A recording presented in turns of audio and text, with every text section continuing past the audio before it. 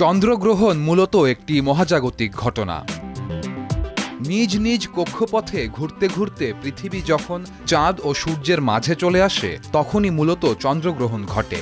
ঘুরতে ঘুরতে একই সরল রেখায় আসলে পৃথিবীর ছায়ার জন্য চাঁদে সূর্যের আলো পৌঁছায় না, অর্থাৎ চাঁদ দৃশ্যপট থেকে কিছু সময়ের জন্য আংশিক বা সম্পূর্ণ অদৃশ্য হয়ে যায়। চাঁদের এই আংশিক বা সম্পূর্ণ অদৃশ্য হয়ে যাওয়াকেই আমরা চন্দ্রগ্রহণ বা লুনার এক্লিপস বলে থাকি।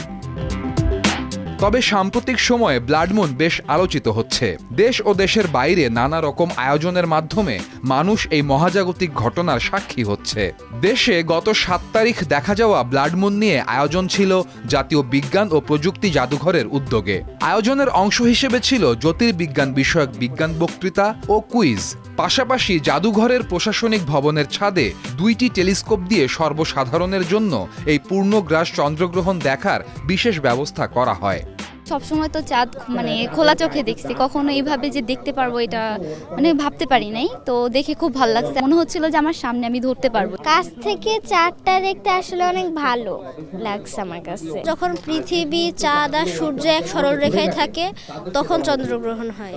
এই ক্যাম্পের মেইন উদ্দেশ্যটা হচ্ছে বিজ্ঞান জাদুঘরের যে মেইন উদ্দেশ্য, যেটা হচ্ছে যে বিজ্ঞানকে জনপ্রিয় করা, মানুষকে বিজ্ঞান মনস্ক তৈরি করে গড়ে তোলা।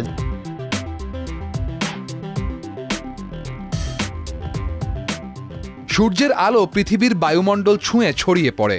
সেই আলো আবার পৃথিবীতে আসার পথে অন্য সব রং হারিয়ে লাল রংটি এসে আমাদের চোখে পৌঁছায়, কারণ এই রঙের আলোর তরঙ্গ দৈর্ঘ্য অনেক বেশি। আর এ কারণে চাঁদ অনেকটা রক্তিম দেখায়, আর তাই একে ব্লাডমুন বলা হয়ে থাকে।